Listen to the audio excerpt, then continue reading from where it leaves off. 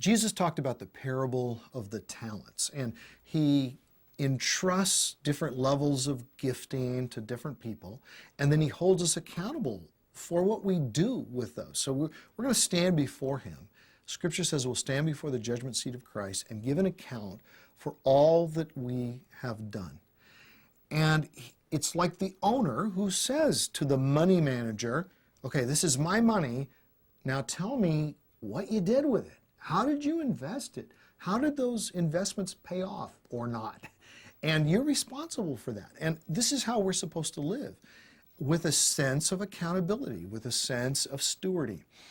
And he also says in the parable of the talents that when we've been entrusted with a certain amount and we've used it well and wisely, when we've been faithful, he entrusts to us all the more.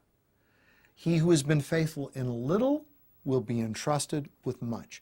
And I think that's one of the reasons sometimes that God doesn't entrust us with more. It's because we haven't used well what he has entrusted to us.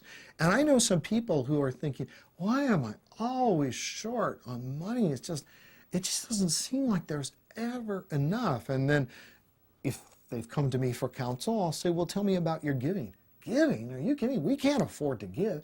Well, why don't you actually give, understanding that if you're at the American poverty level, you're probably in about the 91st percentile of wealth in the world.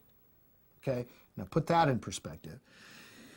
So, at least if you're at the top of the American poverty level, And just realize you have been entrusted with much. Now, take that, use it faithfully, be kind, give to other people, and watch what happens. To your surprise, you may discover, the money seems to be stretching more. We don't seem to have as many things that are going bad that we have to fix and replace.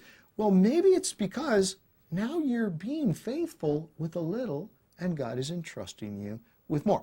Now, there are many people who have been entrusted with a ton already who aren't using it faithfully. But one of the things that's interesting to see is to look out in culture and to see secular people.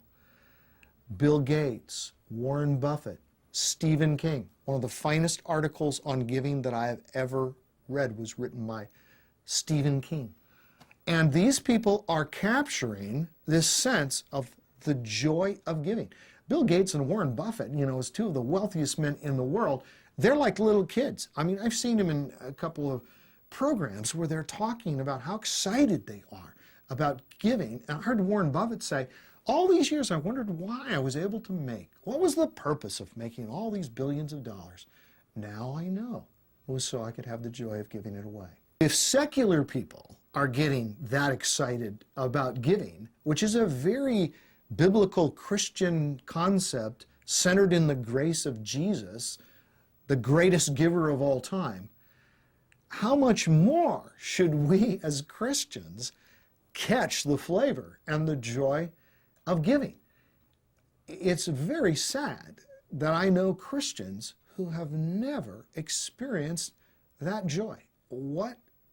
Perhaps what you are missing out on, is so huge. Allow yourself to experience the joy of giving. And then you'll become a giving addict, because once you see the joy that it brings, I know people who now are going all over the place, and they say, I never anticipated this joy. And there's a family that I talked with, and they say, they're in their 60s now, retired, and they're traveling around the world to India and all these other places and going to these orphanages that they're financially supporting and visiting them and playing with the kids. And meanwhile, their grown children back home are saying, Mom, Dad, you're kind of letting the house get run down. You're sort of, and they say, you know what? We just really don't care about the house anymore.